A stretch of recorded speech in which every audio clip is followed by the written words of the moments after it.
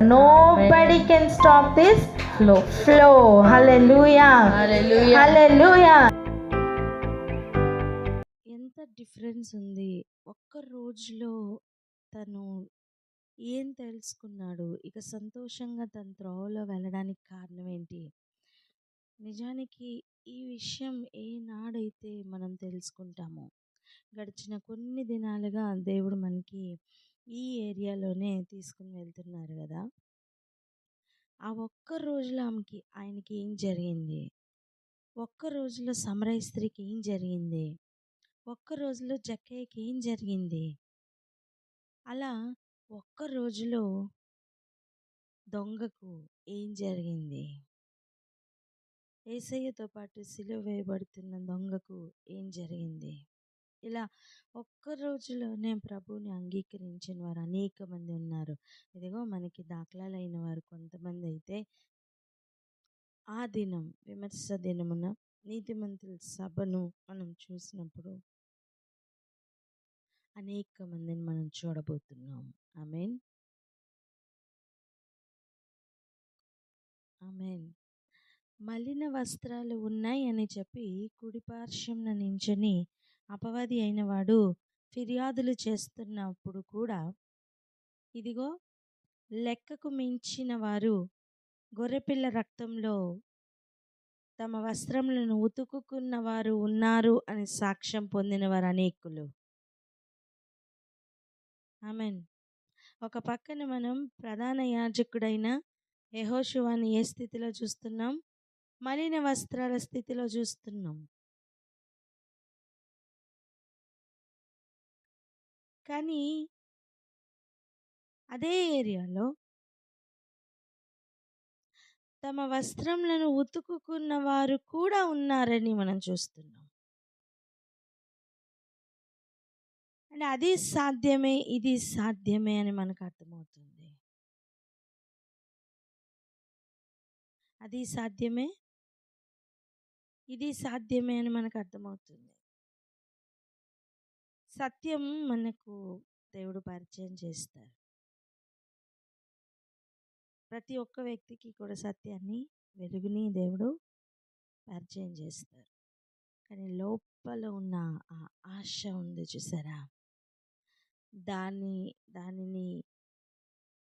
దానిని బట్టి ఆ సత్యంను గనక క్యాచ్ చేసి ఇక దానితో వెళ్ళగలిగితే సత్యంలో నడుచుట సాధ్యమవుతుంది.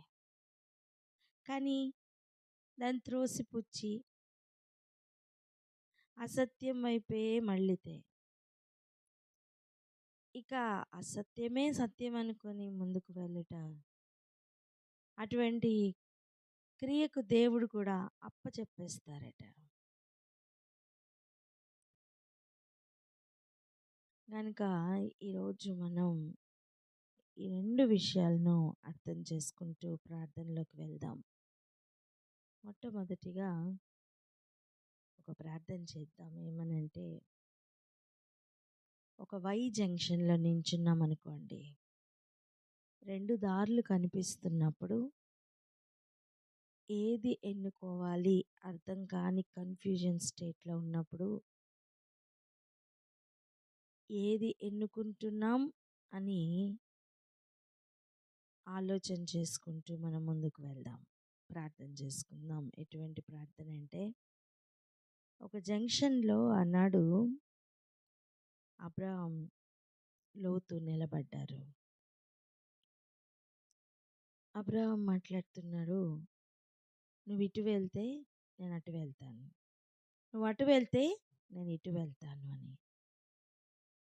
లోతు ఎన్నుకున్న మార్గం ఒకసారి ఆలోచించండి.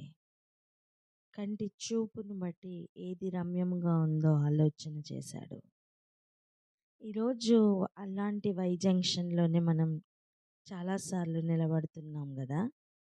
ఏది ఎన్నుకుంటున్నాం, ఏది రమ్యంగా కనిపిస్తుంది, ఏది మనోహరంగా కనిపిస్తుంది, దేవుడు దేనిని రమ్యంగా చేశారు, దేనిని మనోహరంగా చేశారు, కానీ మనకి ఏది కనిపిస్తుంది? మనకి కూడా దేవునికి రమ్యమైనది మనకంటికి కూడా రమ్యమైనదిగా కనిపిస్తే మేలు. ఈ వై జంక్షన్‌లో నించున్న మనం ఎటు ప్రయాణం చేస్తామనేది ఆ డెసిషన్ మీదనే ఆధారపడి ఉంటుంది. అనిపించొచ్చు 2 ప్యారలల్‌గానే వెళ్తున్నాయి కదా! 2 మార్గాలు ప్యారలల్‌గానే వెళ్తున్నాయి కదా! ఒకటే గమ్యం చేరతామేమో అని. లెక్కలు తారుమారయ్యే అవకాశం చాలా ఉంది. అక్కడే ఆగి ప్రార్థన చేద్దాం. గ్రహించిన వారు ప్రార్థన అందుకోండి.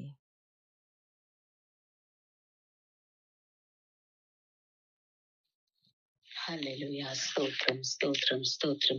పరిశుద్ధ దైవమా, నీవేలాది వందనములు స్తుతులు మీ నామమునకి చెల్లిస్తూ ప్రభువా, అయ్యా ఇదిగో నీ సన్నిధిలో మేము మోకరించి ప్రార్థిస్తున్నాం రాజా. అవును ప్రభువా, నాయన అనేకము సాధ్యమే, అన్నీ కూడా నా ప్రభువా నాయన 2 మార్గములుగా కనిపిస్తూ ఆ వై జంక్షన్ లో మేము ఏది ఎన్నుకోవాలి అనే పరిస్థితులు మా జీవితంలో అనేక మార్లు మేము ఎదుర్కొంటూనే ఉన్నాము ప్రభువా. అయ్యా మేము ఎన్నుకుంటున్నటువంటి మార్గమును బట్టి మా ముందున్న ప్రయాణం కూడా నాయన మారుతూ వస్తూ ఉంది తండ్రి. ఆనాడు అబ్రహాము లోతు నిలిచినట్లే ప్రభువా నాయన అనేక మార్లు మా కంటికి కనిపిస్తున్న దాన్ని ఎన్నుకోవలసినటువంటి మార్గము ఒకవైపు, మీరు చూపించిన దాన్ని ఎన్నుకోవలసినటువంటి మార్గము ఒకవైపు ఉంటున్నప్పుడు ప్రభువా, మాకు కనిపిస్తున్నది కాక మీరు చూపించుచున్న దాని వైపే వెళ్ళుటకు ప్రభువా అయ్యా మాకు విశేషమైన కృపను దయచేయమని ప్రార్థిస్తున్నాం. ఏ కన్ఫ్యూజన్ లోను, ఏ భ్రమపరచబడుతున్న స్థితిలోను మా కన్నులకు రమ్యంగా కనిపించే దాని వైపు మేము అడుగులు వేయకుండా మాకు సహాయం దయచేయమని ప్రార్థిస్తున్నాం. ఏ విధముగానైనా మాకు సత్యం పరిచయం అవుతుంది అన్నది నా ప్రభువ మీ చిత్తమే. అవును ప్రభువ, అది మా అనుభవము కూడా నా తండ్రి. అయ్యా ఏకను నా తండ్రి నైనా ఎత్తైన మార్గంలోకి మేము వెళ్తూ ఉండగా ప్రతి ఏరియాలో సత్యమును వలనే ఇల్యూజన్ గా కనపడుతున్న అసత్యము కూడా కనిపిస్తూ ఉండగా మా హృదయంలో ఉన్న ఆశను బట్టి అసలైన సత్యమును మీరు మా ముందుకు చూపిస్తారని వాగ్దానం ఇచ్చి ఉన్నారు ప్రభువా. మళ్ళా అధికమైన ఆశను పుట్టించమని ప్రార్థిస్తున్నాము తండ్రి. దారిలో వచ్చే ఏ సత్యము వంటి దాని వైపు కాక నిజమైన అసలైన ఆ సత్యమును మాత్రమే ఎన్నుకుంటూ గ్రహిస్తూ ముందుకు వెళ్ళటకు సహాయం దయచేయండి తండ్రి. ఏ కన్ఫ్యూజన్ లోను పడిపోయి ఎన్నుకొనకూడని మార్గంలోనికి మా అడుగు పడకుండా ప్రభువ మీరే కాపు కాచి నడిపించమని వేడుకుంటున్నాము తండ్రి. మీకు స్తోత్రం. 2 ఎక్స్ట్రిమిటీస్ కూడా సాధ్యమే అని ప్రభువ నీ వాక్యం అంతయు మాకు చూపించుచు ఉండగా తండ్రి అయ్యా మిమ్మల్ని చేరే ఎక్స్ట్రిమిటీ మాత్రమే ప్రభువ మేము చేరుటకు, అందులో మాత్రమే నడుచుటకు సహాయం దయచేయమని యేసు పరిశుద్ధ నామంలో ప్రార్థించి పొందుకొని ఉన్నాం తండ్రి. ఆమేన్. ఆమేన్. ఒక మాట చదువుకుందాం రండి. ప్రకటన గ్రంథం 7వ అధ్యాయం. ప్రకటన గ్రంథం 7వ అధ్యాయం 9వ వచనం. ప్రకటన గ్రంథము 7వ అధ్యాయం 9వ వచనం. అటు తరువాత నేను చూడగా ఇదిగో ప్రతి జనములో నుండి, ప్రతి వంశములో నుండి, ప్రజలలో నుండి, ఆయా భాషలు మాట్లాడు వారిలో నుండి వచ్చి ఎవడునూ లెక్కింపజాలని ఒక గొప్ప సమూహము కనబడెను. వారు తెల్లని వస్త్రములు ధరించుకున్న వారై ఖర్జూరపు మట్టలు చేత పట్టుకొని సింహాసనము ఎదుటను గొర్రెపిల్ల ఎదుటను నిలువబడి. ఇక్కడ ఆలోచించండి. ఎవరునూ లెక్కింపజాలని ఒక గొప్ప సమూహం కనబడ్డారట. లెక్క లేనంత అని చెప్పుతున్నప్పుడు ఇదిగో దేవుడు లెక్కింపని జనం అనుకోవద్దు. దేవునికి లెక్క అయిన ప్రజలే, కానీ ఇంకెవరూ లెక్కింపలేనంతగా అంత సమూహం కనిపిస్తున్నారు. ఆ ముందే మనం చూస్తాం, ప్రతి గోత్రంలో నుండి కూడా ఇశ్రాయేలీల ప్రతి గోత్రంలో నుండి ఇంతమంది అని ఒక లెక్కను మనం చూసాం. కానీ ఈ జనసమూహంలో నుండి లేదా ఈ ఈ లెక్కింపజాలని ఒక గొప్ప సమూహం నుండి మనం అటువంటి లెక్కను చూడట్లేదు. కానీ వారి గురించి చెప్పిన ఒకటే ఒక్క మాట ఏంటట, వారు తెల్లని వస్త్రములు ధరించుకొన్నవారు. తెల్లని వస్త్రములు అర్థం ఇది కేవలం ఒక వైట్ అని కాదండి. వైట్ అంటే ఇది కలర్ని సూచిస్తున్న తెలుపు కాదు. చూడండి, మనము మాసిపోయిన తెల్లగా ఉన్న అని ఒక డిఫరెన్స్ మాట్లాడతాం చూసారా. మాసిపోయిన బట్టలు, ఉతికిన బట్టల్ని మనం కలర్ అయినా సరే తెల్లగా వచ్చాయి అని అంటాం. మేబీ అది వైట్ కలర్ కాకపోవచ్చు, కానీ ఆ డిఫరెన్స్ మనం ఉతుక్కున్న దాంట్లో చూపిస్తాం.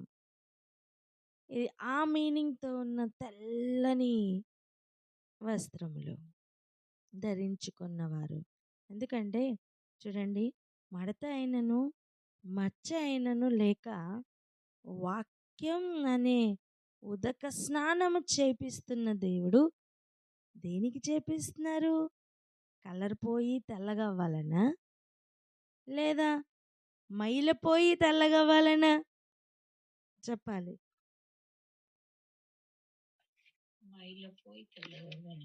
హల్లెలూయా, మైలపోయి తెల్లగా అవ్వాలని. అంతేగాని కలర్ మానేసి తెల్లని వస్త్రాలు వేసుకున్నంత మాత్రాన హృదయం తెల్లగా అవ్వదు. మొట్టమొదటి మార్పు హృదయంలో రావాలి. ఏమైనప్పటికీ కూడా ఇప్పుడు మన ప్రశ్న కలరా వైటా అని కాదు, కానీ ఇక్కడ మరి ఒక తెల్లని వస్త్రం ధరిస్తున్న ఒక ఈ ఈ తెల్లని వస్త్రములు ధరిస్తున్న వీరెవరు అనే ఒక ప్రశ్న ఇక్కడ రేజ్ అవుతుంది. చూడండి ఒకసారి 13వ వచనం చూడండి. పెద్దలలో ఒకడు వచ్చి తెల్లని వస్త్రములు ధరించుకున్న వీరెవరు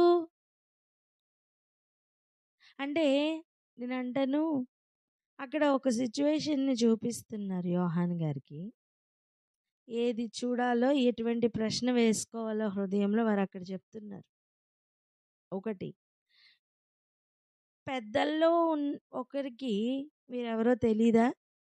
తెలుసు, నువ్వెవరో తెలుసుకో అని చెప్తున్నారు. హల్లెలూయా. చాలాసార్లు దేవుడు కూడా మనల్ని ఒక మార్గంలో పంపిస్తున్నప్పుడు ఆయనకి ఈ మార్గం ఎట్టుతో తెలియక కాదు, మనం తెలుసుకోవాలని దేవుడు ఒక్కొక్కసారి మనలో కొన్ని ప్రశ్నలు రేపుతూ ఉంటారు. హల్లెలూయా. గ్రహింపు కలుగును గాక. ఇది వెళ్తున్న త్రోవలోనే కలుగుతుంది.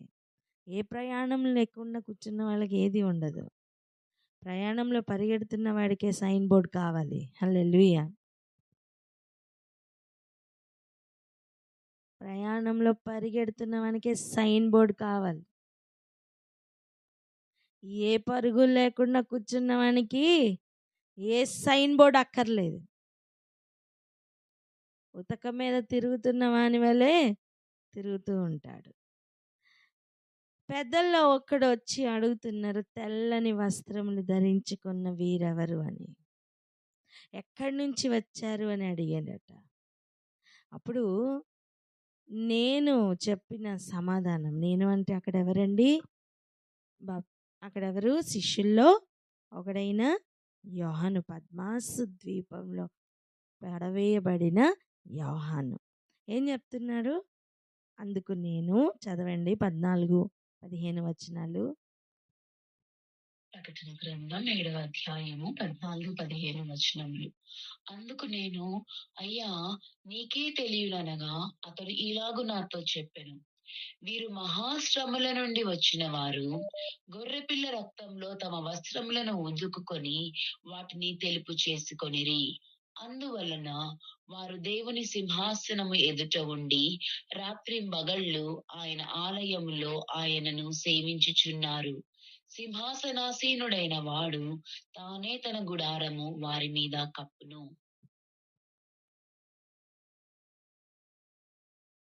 హల్లెలూయా. వారి గురించి చెప్తున్న మాటల్లో ఒక మాటని ఈరోజు మనం పట్టుకోవాలి. అదేంటట, వీరు మహాశ్రమల నుండి వచ్చిన వారు. రెండవది, గొర్రెపిల్ల రక్తంలో తమ వస్త్రములను ఉతుక్కొని వాటిని తెలుపు చేసుకొనిరి. హల్లెలూయా, హల్లెలూయా. గొర్రెపిల్ల రక్తం, పలకన్నమాట. గొర్రెపిల్ల రక్తం, పలకండి. హల్లెలూయా. ఇదిగో గొర్రె పిల్ల యొక్క రక్తం, గొర్రె పిల్లను అర్థం చేసుకోలేని జీవితం అది. దాని యొక్క శ్రేష్టతను మనం అర్థం చేసుకోలేకపోతే, అది మనకి ఏం చెయ్యగలదో మనకు అర్థం కాకపోతే మనం ఆ ప్రయాణంలో వెళ్ళలేం. నువ్వు ఒక సబ్బు వాడుతున్నావు, నువ్వెందుకు వాడుతున్నావు, నువ్వెందుకు దీన్ని ఇష్టపడుతున్నావు అని గనక అడిగితే ఒక్కొక్కరికి ఒక్కొక్క రీజన్ ఉంటుంది. మనకి పడిన సబ్బు ఇంకొకరికి పడకపోవచ్చు, ఇంకొకరికి చాలా ఇష్టమైన సబ్బు మనకి ఇష్టం కాకపోవచ్చు. ఎన్ని ఫ్లేవర్స్ ఉన్నాయి కదా. అలా గొర్రెపిల్ల రక్తం ఎందుకు మనకి కావాలో మనకు అర్థం కాలేని సమయం వరకు మనం దాన్ని నిర్లక్ష్యం చేస్తాం. గొర్రెపిల్ల రక్తంలో ఉతుక్కోవడం ఏంటండి? అసలు రక్తంలో ఎవరైనా ఉతుక్కుంటారా? అసలు రక్తం దేన్నైనా కడగడం సాధ్యమేనా? రక్తం ఏ రంగులో ఉంటుంది? ఎరుపు రంగు. ప్రాక్టికల్గా లిటరల్ మీనింగ్లో నిజానికి ఎరుపు రంగులో ఉతుక్కుంటే బట్టలు ఏ రంగులోకి మారుతాయి? ఎరుపు రంగులోకి మారుతాయా, తెల్ల రంగులోకి వస్తాయా? ఎరుపు రంగులోకి మారుతాయి. బట్టలు ఎర్రటి రక్తంలో ముంచి వేసుకుందాం, ఎప్పుడైనా తెల్లగా అయ్యాయంటే సాధ్యమేనా? చెప్పండి, ఎప్పుడైనా ప్రాక్టికల్గా అవి అవుతాయా? లేదే, కాదు కదా. మరి సామెతలు 31కి వెళ్దాం రండి.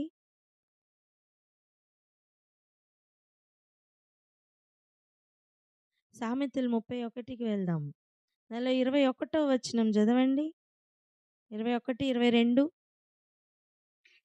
31, 21, 22 వచనములు. తన ఇంటి వారికి చలి తగులునని భయపడదు. ఆమె ఇంటి వారందరూ రక్తవర్ణ వస్త్రములు ధరించిన వారు. ఆమె పరుపులను సిద్ధపరచుకొనును. ఆమె బట్టలు సన్నని నార బట్టలు, రక్తవర్ణపు వస్త్రములు. హల్లెలూయా.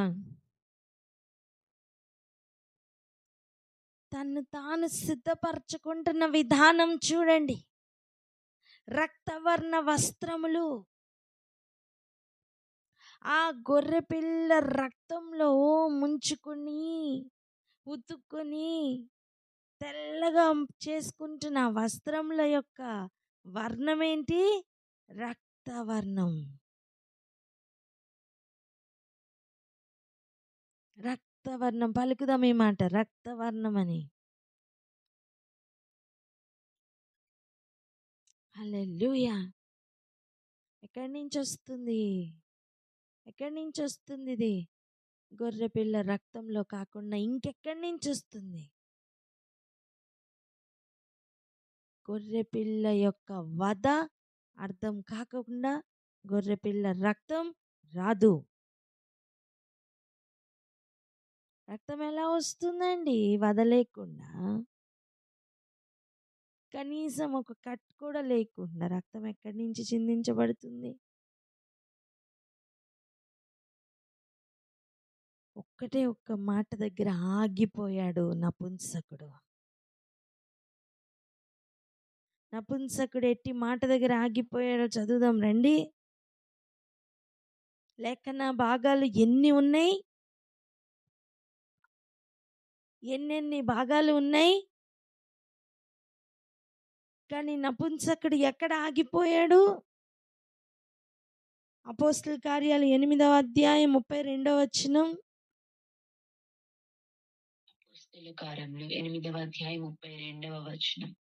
అతడు లేఖనమందు చదువుచున్న భాగం ఏదనగా, ఆయన గొర్రెవలే వధకు తేబడెను, బొచ్చు కత్తిరించి వాని ఎదుట గొర్రెపిల్ల ఏలాగు మౌనముగా ఉండునో అలాగుననే ఆయన నోరు తెరవకుండెను. ఎలాంటి మాటను అక్కడ చదువుతూ ఆగారో చూడండి. గొర్రె పిల్ల వధకు తేబడెను అంటే అక్కడ ఏమి చిందింపబడుతుంది? రక్తం. హల్లెలూయా. వధింపబడుతున్న సమయం కారుతున్న ఆ రక్తంలో ఉన్న రక్షణ ఆ రోజు తనని భక్షిస్తుందండి. తన హృదయం తప్పిస్తుందండి. ఇది ఎవరి రక్తం? ఇది ఎవరి వధ? ఇది ఎవరి గురించి చెప్తున్నారు? ప్రవక్త తన్ను గురించి తాను చెప్తున్నాడా? ఇంకెవరి గురించన్నా చెప్తున్నాడా? ఇది ఏమై ఉంటుంది? నా రక్తాపరాధాలు కడుక్కోవడానికి ఈ గొర్రె పిల్ల రక్తం ఏమైనా సహాయపడుతుందా? ఉపయోగపడుతుందా? ఒక మాట చెప్పనా? వేరే ఇతర ఏ భాగమైనా సరే ప్రీతిగా అనిపించవచ్చు, కానీ ఈరోజు ఈ భాగం ప్రీతిగా అనిపిస్తే, ఈ భాగంలోనే శక్తి కనబడితే దానిని ఆశ్రయించటం మంచిది. ఆమేన్.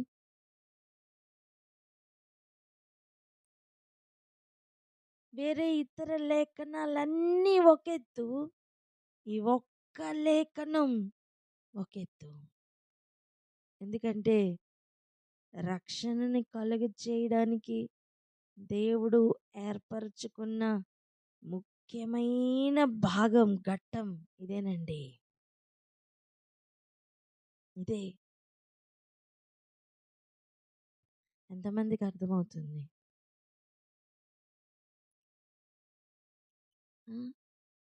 యేసు ప్రభు భూమి మీదకి వచ్చినప్పుడు ఆయనకి పేర్లు పెట్టారు. ఏమని పేరు పెట్టారు?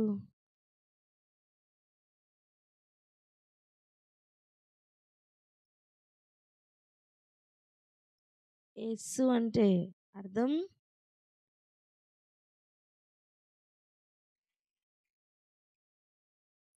ఒక్కరు మాట్లాడరేంటి? ఉన్నారా అందరూ?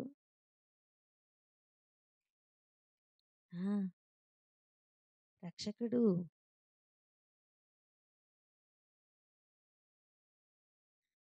యేసు అంటే రక్షకుడు అని ఎలా పెట్టారో పేరు చూడండి. పోనీ మత్తయి సువార్త 1:21 చూడండి.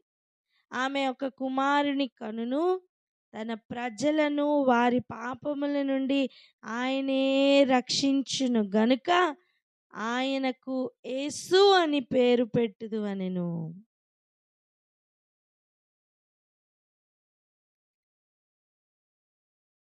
ఇప్పుడు చూడండి, లేఖనములను అనుసరించి 35వ వచనం, మన 8వ అధ్యాయం అపోస్తల కార్యాలు 35వ వచనం చూడండి. అందుకు ఫిలిప్పు నోరు తెరచి ఆ లేఖనమును అనుసరించి అతనికి యేసుని గురించిన సువార్త ప్రకటించెను. అర్థం, యేసుని గురించిన సువార్త ఏమి పరిచయమైంది? తన ప్రజలను తానే రక్షించునన్న ఈ యేసు రక్షణ కార్యం ఎలా ఆ వధలో నుండి కారుతున్న రక్తం, ఆ రక్తం ఎలా కడుగుతుంది, ఆ రక్తంలో ఎలా మన వస్త్రములు బాగు చేసుకోవచ్చు అనే విషయం ఆ రోజు తన లోపలికి ఎంటర్ అయింది. హల్లెలూయా.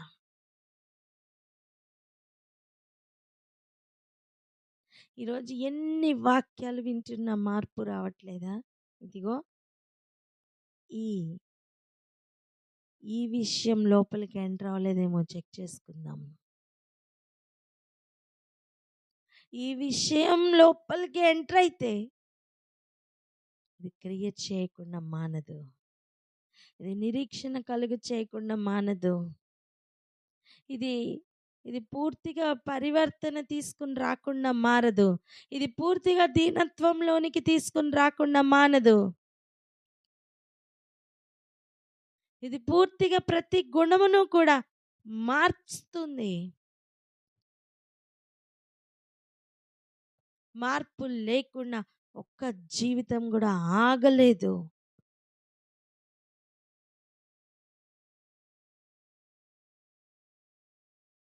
ప్రతి ఒక్కరం కూడా ఇటువంటి వై జంక్షన్లకు వచ్చి నించుంటాం.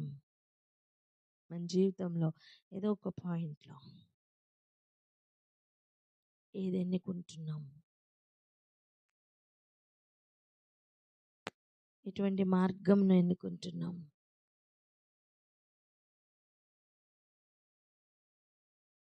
శ్రేష్టమైన గ్రహింపు రావాలి. ఆయన వధ అర్థం కాకుండా ఆయన పునరుద్ధానం అర్థం కాదండి. ప్రతి లేఖనం యేసుని పరిచయం చేయాలి. అర్థం ఆయనలో నుండి రక్షణ ఎలా వస్తుందో పరిచయం అవ్వాలి. అది అనుభవపూర్వకంగా మారాలి. ప్రతి లేఖనం ప్రేమను పరిచయం చేస్తుంది. వధింపబడకుండా ప్రేమించుట సాధ్యం కాదు. నరకబడకుండా ప్రేమించుట సాధ్యం కాదు. కూర్చోబడకుండా ప్రేమించుట సాధ్యం కాదు.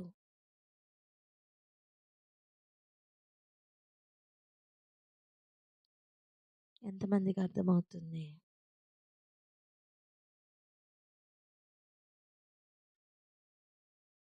హల్లెలూయా. ఏనాడైతే ఈ మార్గం అర్థమవుతుందో ఇక అప్పటి నుంచి యేసే నీకు తోడై నడిపిస్తారమ్మా. నాకెందుకు ఇలా జరుగుతుంది? నో, అందుకే జరుగుతుంది అని అర్థమవుతుంది.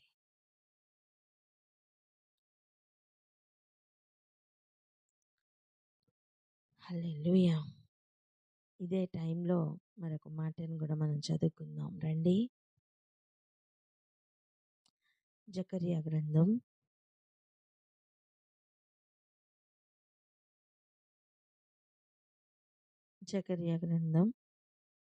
11వ అధ్యాయం.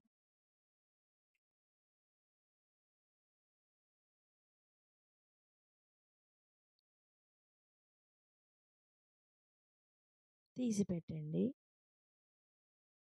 జకర్యా గ్రంథం 11వ అధ్యాయం 4వ వచనం చదవండి. 4. జకర్యా గ్రంథము 11వ అధ్యాయం 4వ వచనం. నా దేవుడైన యెహోవా సెలవిచ్చినదేమనగా, వధకు ఏర్పడిన గొర్రెల మందను మేపుము. వధకు ఏర్పడిన గొర్రెల మందను మేపుము. చెప్పండి, వధకు ఏర్పడిన గొర్రెల మందను మేపుము అని.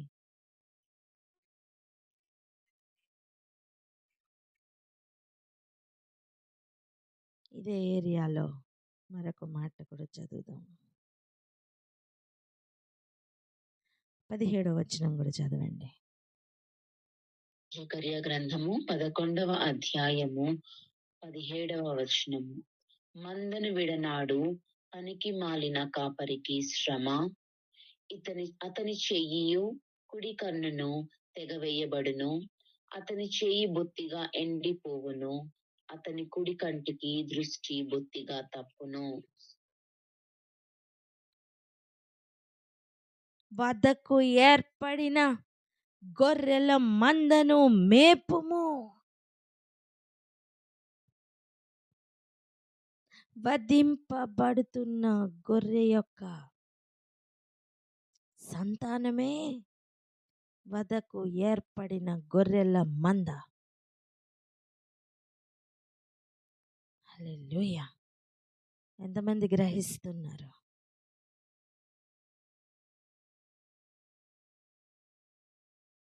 అటువంటి మందను మేపు. వధ కోసం సిద్ధపడుతున్న గొర్రెల మందను మేపు.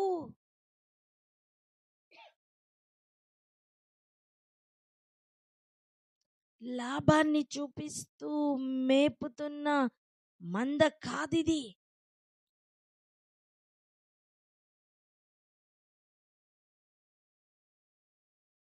ఈ మంద వేరు. చెప్పండి, ఈ మంద వేరని. హల్లెలూయా, హల్లెలూయా. నిజమైన వారసత్వం కలిగిన మంద. ఈ మందని మేపు. ఈ మందను విడనాడు పనికి మాలిన కాపరికి శ్రమ.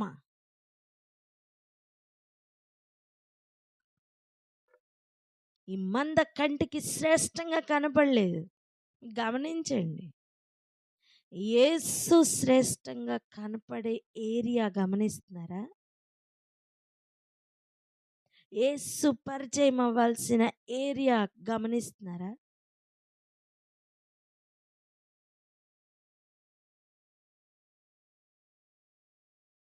వధ లేకుండా రక్తం లేదు. రక్తం లేకుండా కడగబడుట అనేది లేదు. ఆ ఏరియాలోనే రక్షణ, ఆ ఏరియాలోనే తెలుపు చేసుకోవడం అనేది జరుగుతుంది. వధకేర్పడుతున్న గొర్రెల మంద ఎంత విస్తారంగా ఉందో ఈరోజు గమనిస్తున్నారా? లెక్కకు రానంత మంది, లేదా లెక్కింప చాలని ఎంతమంది ఉన్నారు. చెప్పండి, ఉన్నారని. ఎవరూ కనబడట్లేదని ఏడవద్దు. ఉన్నారు, ఉన్నారు. పెద్దలలో ఒకడు చూపిస్తున్నారు, ఉన్నారు. హల్లెలూయా. అతని చెయ్యియు కుడి కన్నును తెగవేయబడును. కారణం ఏంటి? ఆ గొర్రెల మందను మేపట్లేదు గనక. చెయ్యి బొత్తిగా ఎండిపోయి కుడి కన్ను దృష్టి బొత్తిగా తప్పిపోతుందట. దూరదృష్టి తప్పిపోతుంది. ఏ కన్నుతో చూడాలి? ఏం చూస్తున్నావు? ఏది ఎన్నుకున్నావు? గొర్రెల మంద ఉంది, అవును. కానీ దానిలో శ్రేష్టమైన ఒక మంద ఉంది. అది ఎటువంటి మంద? వధకు ఏర్పడిన గొర్రెల మంద. హల్లెలూయా. ఎంతమంది గ్రహిస్తున్నారో నాకైతే తెలీదు, కానీ ఒక్కొక్కరి హృదయం కదిలింపబడును గాక. ఆమేన్. రోజు ఒక ప్రశ్న, వధింపబడిన గొర్రె పిల్ల నీకు అర్థమయ్యారా? నువ్వు వధకి ఏర్పడుతున్న గొర్రెల మందలో ఉన్నావా? ఒకవేళ కాపరిగా ఉన్నావా? ఇదిగో అటువంటి వధకేర్పడిన గొర్రెల మందని మేపు. నీకు లాభం వస్తుందని గొర్రె బొచ్చును కప్పుకోవచ్చు, మంచిగా మాంసం భక్షించవచ్చు. ఇటువంటి ఆలోచనతో గనక ఒక కాపరిగా నువ్వు కదులుతున్నావా, నీకు శ్రమ.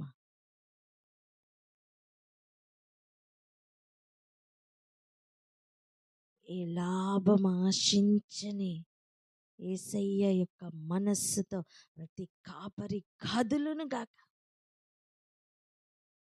కానీ ఈ సబ్జెక్ట్, ఈ కాపరి అనే సబ్జెక్ట్ మనం ఆదివారం ప్రార్థన చేసుకుందాం. కానీ ఈరోజు మనకి కరెక్ట్గా రీచ్ అవ్వాల్సిన పాయింట్ ఏంటంటే, ఆ వధకు వెళ్తున్న యేసయ్య యొక్క ఆ మనస్సు అది అర్థం అవ్వాలి. ఆ యేసు ఎగ్జాక్ట్గా పరిచయం అవ్వాలి. నువ్వు ఒక సబ్బు వాడుతున్నావు అంటే ఆ సబ్బు ఎందుకు వాడుతున్నావు అని నిన్ను ఒక ప్రశ్న అడిగితే నీకు కొన్ని కారణాలు ఉంటాయే. అలా చాకలివాని సబ్బుగా యేసయ్య తను పరిచయం చేసుకున్నారే. ఈరోజు ఆ ఉతుకుతున్న పనిలో ఆయన ఉన్నారు, ఆయన రక్తం ఉంది. ఈరోజు ఆ రక్తం మనకు అర్థం అవ్వాలి, ఆ వధలో ఉన్న ఆ రక్తం మనకు అర్థం అవ్వాలి. మన వస్త్రాలు, మన క్రియలు ఆ రక్తంలో కడుక్కొని అనుభవంలోకి వెళ్ళాలి. ఓ, ఇది వధకేర్పడుతున్న గొర్రెల మందకు మాత్రమే గ్రహింపులోనికి వచ్చే విషయాలు. మిగిలిన వారికి ఇవన్నీ చాలా లైట్ సంగతులు. కానీ వధకేర్పడుతున్న గొర్రెల మందకు మాత్రం ఇది శ్రేష్టమైన సబ్జెక్ట్ అండి. ఇక్కడి నుంచి కదలలేరండి, ఇక్కడి నుంచి అటు ఇటు ఎక్కడికి వెళ్ళలేరు.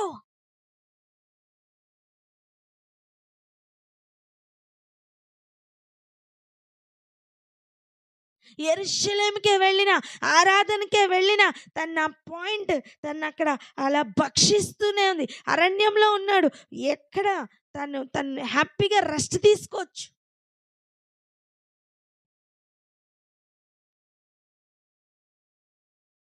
కానీ యెషయా గారు ఏం రాశారు? ఏంటిది? ఈ లేఖనం ఏంటి? ఈ ప్రవచనం ఏంటి? ఇది ఆల్రెడీ జరిగిందా? జరగబోతుందా? ఇది ఎవరు రాస్తారు? ఎందుకు రాస్తారు? ఎవరి గురించి రాస్తారు? ఇందులో ఏదో శ్రేష్టమైనది ఉంది అని ఆ జంక్షన్లో ఆగిన ఒక ఏరియా ఉంది చూసారా? అటువంటి ప్రశ్న రాకుండా, అటువంటి ఆశ రాకుండా, నీకు వధింపబడిన గొర్రె పిల్ల అర్థం కాడు నాన్న.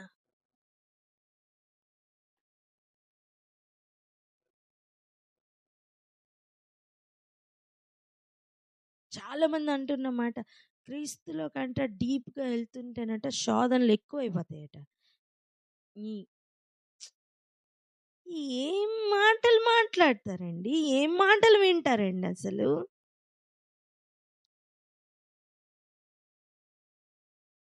ఖచ్చితంగా అది గొర్రెల మందలో ఒకటి కానే కాదు.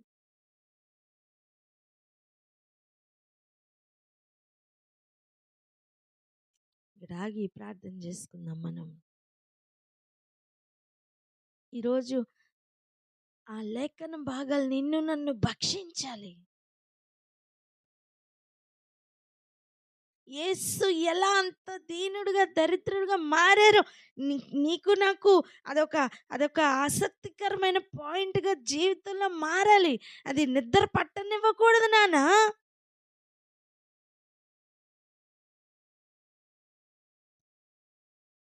అక్కడ ఆగిన సమయం కనుదృష్టి మారిపోతుంది.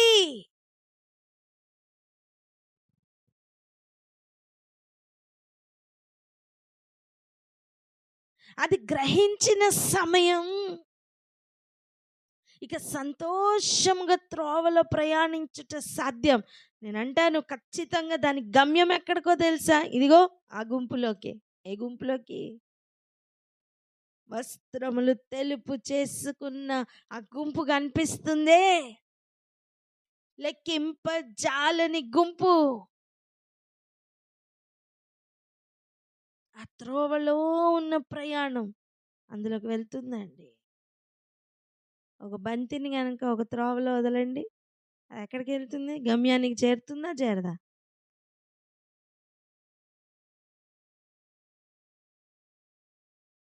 నువ్వెంత తంతే అంత ఫాస్ట్‌గా ముందుకెళ్తది.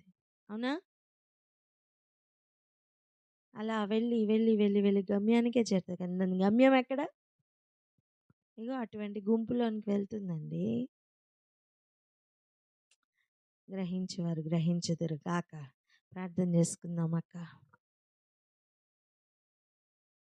హల్లెలూయా. Thank you Jesus. స్తోత్రం. Thank you. ప్రార్థన చేసుకుందాం.